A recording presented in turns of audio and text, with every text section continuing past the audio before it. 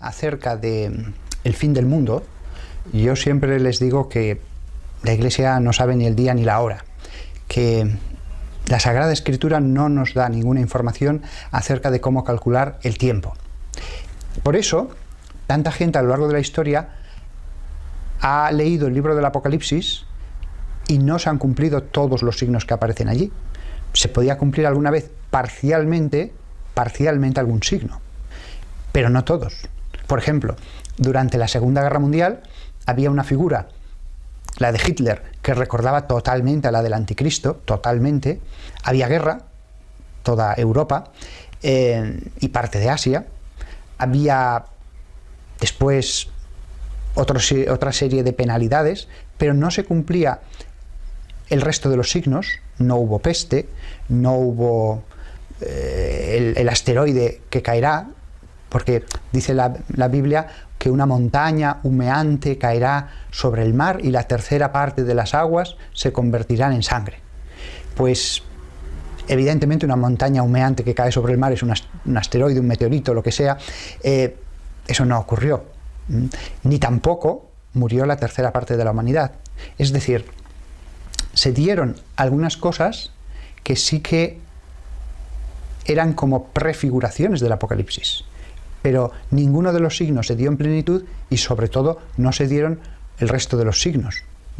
Porque la guerra pues es una cosa muy amplia, pero si Dios nos ha dicho que este es uno de los signos del fin del mundo, es porque será una guerra totalmente distinta, mucho peor, mucho más extensa que cualquiera que hayamos vivido. El Anticristo, ha habido muchas figuras que han sido anticristos, pero cuando se habla de el Anticristo es porque uno será el Anticristo por antonomasia, aquel ante el cual todos los demás, Hitler, Nerón, Napoleón, Stalin, Pol Pot, parecerán meras figuras de lo que propiamente se estaba prediciendo. Con lo cual, hay cosas seguras cuya interpretación no hay la menor duda, hay cosas que no hay forma de saber y hay cosas dudosas. El error viene cuando alguien está convencido, ahora estamos viviendo el Apocalipsis, y trata de buscar algún detalle en el mundo que case con esos versículos. Ese es el error. Buscar algún detallito, eso no vale. Son signos claros, evidentes, que todo el mundo tiene que entender, que son, por ejemplo, cuando vino el Mesías a la tierra, los profetas lo habían predicho. Todo el mundo veía claramente que Jesús podía ser el Mesías. Todo el mundo veía que él estaba haciendo curaciones, expulsando demonios, etc. No era algo solamente al alcance de unos pocos entendidos. Yo sí que veo que nosotros, los que creemos en Jesús, tenemos que tener mucho cuidado, porque hoy día hay muchas personas que empiezan a enviar por internet mensajes y mensajes y mensajes. Hay mensajes claramente que son falsos, porque son mensajes que rompen la unidad eclesial, que en el fondo son una crítica respecto a los pastores que lleva a la desobediencia, etc. Nadie sabe el día ni la hora. No hay forma de calcular fechas. Es decir, el Apocalipsis no es simplemente un tiempo de tribulación. El Apocalipsis es la tribulación de las tribulaciones, la suma de todas las tribulaciones. Es la tribulación con mayúscula. Una época como no ha conocido la humanidad hasta el día en que se produzca. ¿Qué pensar de una situación como esta? Bueno, la Biblia es clara. Al final Dios triunfa. Al final el bien triunfa. Al final el Señor no puede perder. Él es el Señor. Cuanto más grande sea la tribulación, mayor será el triunfo. Porque no estamos hablando, cuando esto suceda, de una etapa intermedia, de una etapa simplemente más de la historia. Estamos hablando de la gran lucha, de la gran batalla, pero cuando eso suceda, lleva a la gran victoria. Cuanto peor sea la derrota, cuanto más por los suelos quede todo, más se le fuerza a la justicia divina a intervenir para erradicar la iniquidad de un modo más radical. Entonces, para Dios no hay nada imposible. Con lo cual, yo creo que todos los que me escuchen deben tener la completa tranquilidad de que el mal parece suelto, Dios parece que calla, Pero llega un momento en que Dios dice, hasta aquí hemos llegado. Llega un momento en que Dios dice, ahora soy yo el que va a obrar como Dios. Y en ese momento, cuando Dios lo disponga, insisto, yo no sé ninguna fecha, no lo sé, yo solamente veo que la sociedad va cada vez más hacia esa apostasía general. Cuando Dios disponga, vendrá un renacimiento, un triunfo que estará en la medida de la derrota, que estará en la medida de la destrucción, porque así nos lo dice el Señor en la Biblia. Nosotros no tenemos que alterarnos lo más mínimo, tenemos que hacer bien las cosas, tenemos que orar, hacer bien nuestro trabajo, obedecer a las autoridades en todas las leyes justas, hacer el bien a todos, no odiar a nadie, sabiendo que cuando toda una sociedad toma un camino, nosotros tenemos la sensación de que ya nada se puede hacer, pero al final Dios triunfará sobre la tierra. Sobre la tierra, lo dice la Sagrada Escritura, habrá un gran reinado de Cristo. Cristo volverá solo al fin del mundo, pero se nos habla en la Biblia del reinado de Cristo sobre la tierra. Cristo con sus santos reinarán aquí en la tierra. Cristo, como no va a volver hasta el fin del mundo, ese reinado es la Eucaristía rodeada de todos los santos. Si viéramos hasta qué punto Dios puede ser poderoso al hacer las cosas, todo lo anterior nos parecería una tormenta antes de la paz. Tormenta que para el que está dentro se le hace muy larga y muy inacabable, pero la tormenta dura solo un tiempo y después viene la luz, el amanecer de una nueva época. Después viene la cristiandad, después viene el triunfo completo de Dios sobre la tierra y sobre las almas. Y aquellos que sean los extendedores de la mala semilla, aquellos que sean los extendedores de la corrupción, Dios ya se encargará, Él, de que o se conviertan o de ellos no sea el futuro.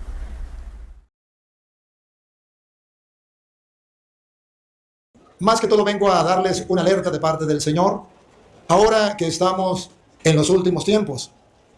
Y todos sabemos que estamos en los últimos tiempos. Y esto no quiere decir que mañana se va a acabar el mundo. Puede ser que sí, no sabe, ¿verdad? Los últimos tiempos, desde que Jesucristo vino al mundo hace 2000 años, comenzaron los últimos tiempos, la plenitud de los tiempos. Nadie sabe ni el día ni la hora en que se acabe este mundo. Pero lo que sí sabemos es que un día nos va a llegar la pelona y nos vamos. Y cuando a nuestro Señor Jesucristo le preguntaron cómo era la situación, Él advirtió y dijo, bueno, les hablo claro, nadie sabe ni el día ni la hora. Pero sí le voy a decir las señales de dolores de parto. ¿Cuáles son las señales que indican que es el dolor de dolores de parto? Y yo quisiera compartirlo con ustedes porque, según dice la palabra, estamos en esos momentos donde debemos estar muy alerta. ¿Alerta qué? Para no dejarnos llevar por el mundo y para estar dispuestos a volar con Dios el día en que Él nos mande a llamar. No son cosas mías, eso está escrito desde el Evangelio de San Mateo, capítulo 24, versículo 3 en adelante. Que quiero compartirlo con ustedes y quiero que ustedes lo tomen en cuenta. Hoy les traigo una advertencia, no mía, del Señor.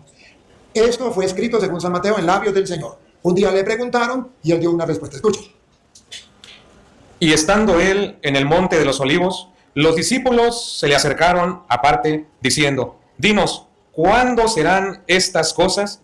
¿Cuándo serán estas cosas? ¿Cuándo se va a acabar el mundo? ¿Cuándo nos llegará la pelona? ¿Qué dice el Señor? Acérquese un poquito más. Dinos, ¿cuándo serán estas cosas y cuándo habrá de ser tu venida y del fin del siglo? Respondiendo Jesús les dijo, aquí está la respuesta del Señor. Y esto es lo que yo quiero que tengamos en cuenta, pues somos cristianos. Creemos en Cristo, en su palabra. mirad que nadie los engañe. Primero, antes de venir el Mesías, antes de que se acabe el mundo, va a venir mucha gente engañando. Esa es la primera señal. Cuando Jesús pronunció estas palabras, es porque como Él es Dios, conoce que el pueblo está presto a ser engañado. Sigue. Y escucharán de guerras y rumores. ¿No han escuchado guerras y rumores? Bueno, primero viene el mentiroso, los mentirosos en el nombre del Señor, llamándose los ungidos. Eso ya lo tenemos. Pero también escucharán de guerras. ¿No han escuchado de guerra ustedes? ¿No están asustados que puedan apretar un botón y a volar, joven, digo, Cantinflas todos? Y oiréis de guerras y rumores de guerras. Mirad que no os turbéis, porque es necesario que todo esto acontezca. ¿Qué es lo que no entienden? Todo eso tiene que acontecer. Entonces, ¿qué vamos a hacer? Pues prepárate, si ve que llegó la guerra y que está cerca la pelona, vaya a buscar el cura y confiésate. ¿O no? Y cambie de vida, sin vergüenza, vagabundo, raza de víbora, sepulcro blanqueado. Ya basta de vivir en el pecado. Es necesario que todo esto acontezca, pero aún no es el fin. Pero todavía no es el fin. Siga. Porque se levantará nación contra nación y reino contra reino. ¿No lo están viendo? Y habrá pestes y hambres. ¿No han visto en Venezuela? ¿No han escuchado la noticia en Venezuela? En México va por el mismo camino. Pronto, si no se ponen las pilas. Y terremotos en diferentes lugares. Y todo esto será principio de dolores. Entonces os entregarán a tribulación y os matarán y seréis aborrecidos por todas las gentes a causa de mi nombre. Eso ya está sucediendo en muchos países. Hay países donde están matando a los cristianos. Hay países donde se prohíbe las Sagradas Escrituras. Hay países donde se prohíbe hablarle a otros de Dios. ¿Cuántos han metido preso y han asesinado por tratar de llevar el Evangelio de Cristo? Miles de personas. Pero esas noticias no salen. Y si salen, no vale la pena escucharlos, dice la gente. Pero eso está sucediendo. Muchos tropezarán entonces y se entregarán unos a otros. Muchos tropezarán, sea por la política, sea por ideologías, sea por sectarismo, y entregarán los unos a los. En Venezuela, cuando llegó el comunismo, entre las mismas familias se echaban cuchillos. Y unos a otros se aborrecerán, y muchos falsos profetas se levantarán y engañarán a muchos. Y muchos falsos, lo repite ahora, muchos falsos, o sea, mire, son profetas, vienen de parte de Dios, traen la palabra de Dios, pero son falsos. Cuidado, eso está escrito, sigan. Y por haberse multiplicado la maldad, Y porque se ha multiplicado la maldad en México, en Guatemala y en Guatepeor, en todas partes, por haberse multiplicado la maldad, que ya no sabemos qué hacer, ¿qué pasa? el amor de muchos se enfriará. La gente renunciará a amar. Claro, ya no aman ni a su madre, ni a su padre, los mandan a matar. Por robarlos, los mandan a secuestrar incluso los mismos hijos. Ya no se ama, el pueblo ya no se ama, la gente no se ama. Los mismos católicos de la iglesia, los que trabajan en el grupo de apostolado, los catequistas, los que trabajan con el cura, ya no se aman. ¡Oh, no! Desvergüenza, vagabundos, razas de víbora, sepulcro blanqueados, fariseos hipócritas, y se la pasan en la iglesia diciendo que son cristianos, católicos, que aman a Cristo. Pero por la maldad muchos renunciarán al amor. Mas el que persevere hasta el fin, ese será salvo. ¿Vienen pruebas? Sí.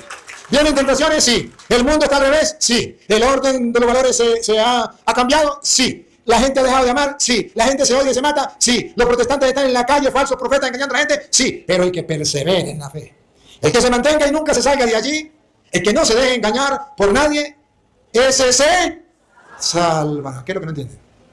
Esa es la buena noticia que hoy les traigo. Esa es la palabra de Dios que quiero gritarle al mundo para que todos los cristianos que quieran escucharla, la oigan y la pongan en práctica. El que persevere hasta el fin, se salvará.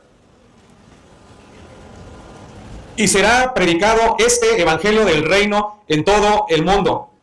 Hay quienes se encargarán ¿de qué? De predicar el evangelio a todo el mundo. Si por un lado hay los falsos profetas que están engañando, por otro lado Dios permitirá que los sacerdotes, que sus ministros, que los verdaderos profetas prediquen la palabra del Señor al mundo entero. Y esa es la tarea de ustedes y es la tarea mía. Ir a predicar el evangelio al mundo entero. Se hace necesario. A través de las redes, gracias a Dios, llega a muchas partes. En las redes se encuentran muchas cosas malas. También hay cosas buenas. Pero los que trabajan con el mal son los que toman las redes, y los que trabajamos por el bien, muy pocos. Se hace obligatorio que todos prediquemos el evangelio. Esa es la tarea del creyente. Hoy vengo a traerle las advertencias del Señor, porque estamos en los últimos tiempos. Y en los últimos tiempos el problema más grande es que habrá muchos mentirosos y los creyentes se van a dejar engañar. El que persevere hasta el fin es el que va a salvar. Incluso a mi buzón de correo electrónico han llegado algunos mensajes que dicen: ve, ya está a punto de suceder todo lo que se dijo en Fátima, pero que no dejaron revelar, todo lo que aparece en Garabandal, todo va a suceder. O sea, empezó ahora sí la gran tribulación. Cuando uno quita la idea de que el Apocalipsis es una película y de que Fátima era detalles de la película y Garabandal lo que nadie dijo de la película y todos están hablando de la misma película, cuando uno quita la interpretación de correspondencia, se da cuenta de que sencillamente lo que la gente llama fin de los tiempos no tiene base, así como se oye. Eso que se describe como que empezó la gran tribulación o empezó el fin de los tiempos, no tiene base. ¿Significa eso que podemos seguir llevando la vida que llevamos? ¿O significa eso que no es grave lo que está pasando en la iglesia? ¿O significa eso que no es grave lo del nuevo orden mundial o la influencia de la masonería o tantas otras cosas? Todo es grave, todo es grave. Por supuesto que la masonería hace un daño espantoso en el mundo y hace un daño espantoso en la iglesia y hay infiltración en la iglesia, por supuesto. Y por supuesto que hay infiltraciones en la iglesia no solo de la masonería sino de otras fuerzas. Hace unos días se hablaba del lobby gay. Entonces, por supuesto que eso sucede y eso es escandaloso y eso hace mucho daño y eso hiere el corazón de Cristo.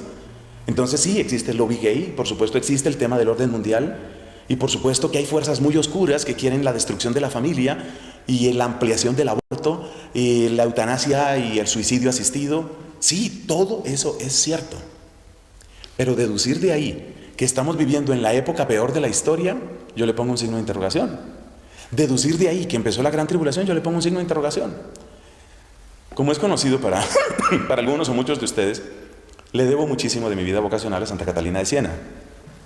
Bueno, Santa Catalina, una de las cosas que me ha enseñado, más que con sus palabras, con su propia vida, es que a través de los parajes más oscuros, Dios sigue obrando. Y yo quiero recordar aquí cuál fue el momento, brevemente, cuál fue el momento que vivió Santa Catalina. Estamos hablando de sacerdotes practicando brujería de manera usual con la Eucaristía. De eso es de lo que estamos hablando. Sacerdotes usando la hostia consagrada para brujería. Estamos hablando de promiscuidad, de ignorancia, de corrupción, de un modo que si lo pongo a describir aquí me toma demasiado tiempo y va a lastimar horriblemente nuestros oídos. Y eso fue la iglesia en el siglo XIV. Y si nos salimos del siglo XIV y nos vamos a comienzos del siglo XVI, pues vamos a encontrar al famoso Papa Julio II poniéndose su armadura para ir a matar gente para que no le dañen sus terrenos pontificios. Ese era el Papa, Julio II. Y ni qué hablar de Alejandro VI. Alejandro VI, de la familia Borgia, el de lamentable recuerdo en la iglesia y fuera de la iglesia, siendo ya Papa engendró un hijo. Ese es el tipo de Papa que había en esa época. Entonces cuando a mí me viene la gente con que estamos viviendo el peor momento más oscuro de la iglesia, pues a mí me da risa y me da rabia. Porque me parece un acto de terrible ingratitud. Yo pienso que desde la persona de Pío XII o antes, Dios no ha dado otra cosa sino darnos santos. Yo creo en la santidad de Juan XXIII, de Pablo VI, de Juan Pablo I, de Juan Pablo II, de Benedicto. ¿Cómo viene la gente a decir que estamos viviendo el peor momento de la iglesia? Ah, que la corrupción de la curia. Mire. Si usted quiere ver corrupción de la curia, váyase al siglo XIV. Es que era una época en que nombraban cardenales de 20 años. ¿Cómo se oye? Había cardenales de 23 años. Entonces, claro, el cardenal de 23 años sentía que no tenía que renunciar a ninguno de sus derechos masculinos. Entonces tenía una o varias amantes, el cardenal. Pero yo conozco también cardenales que tienen amantes. Tú puedes decir eso. Pero si tú miras el estado de la iglesia y del número de cardenales en el siglo XIV, lo que estaba pasando en esa época, lo que era la corte papal en Aviñón, y si tú miras lo que tenemos hoy, sí, escándalo siempre hay, pecado siempre hay. Pero me parece que tiene uno que retorcer demasiado los acontecimientos para decir que estamos viviendo en el peor de los mundos.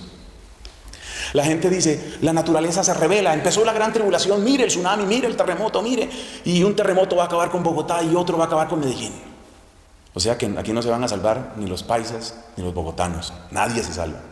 Pero, ¿y qué vamos a hacer entonces cuando en el mismo siglo XIV, y pudiera dar muchos otros ejemplos, una tercera parte de la población de Europa muere atacada por la peste? ¿Eso cómo se llama? O sea, para ponerlo en cifras de hoy, usted calcule que 2 o 3 ataques de la peste produjeran 12 millones de muertes en Colombia. Si con lo que está sucediendo la gente dice que ya llegó el fin de los tiempos, ¿qué dirían si murieran 12 millones de personas? 12 millones de personas en el curso de unos pocos años. ¿Qué dirían entonces? Con esto quiero decir que desde el punto de vista exegético, desde el punto de vista teológico, el planteamiento del fin de los tiempos no se sostiene porque depende de una interpretación que se llama de correspondencia. Número 1. Y número 2, la interpretación del fin de los tiempos, a partir de aquellos que dicen, estamos viviendo la peor de las épocas, tampoco se sostiene. ¿Significa eso que debemos ser indiferentes? No. Nuestra conversión personal, nuestro amor a Dios tiene que brillar, nuestro amor a la iglesia tiene que brillar. Pero no es amor a la iglesia lo que están predicando estos profetas de desastres. Ellos no están predicando eso. Porque, por ejemplo, los que hablan de San Malaquías dicen que el último de los papas, a mí me han llegado ya 3 mensajes que dicen, supuestamente es Jesús. Se utiliza el nombre de Jesús para esto. Supuestamente Jesús manda a decir lo siguiente, que el último verdadero papa era Benedicto y que ya de ahí en adelante lo que vienen son impostores y ya esto se acabó y ya no hay más que hacer. Y eso a nombre de Cristo, y eso para servir a Cristo, esa es la manera de servir a Cristo. ¿No se dan cuenta las personas que envían o que reenvían esos mensajes? ¿No se dan cuenta, por Dios, que lo que están predicando es desobediencia? ¿No se dan cuenta?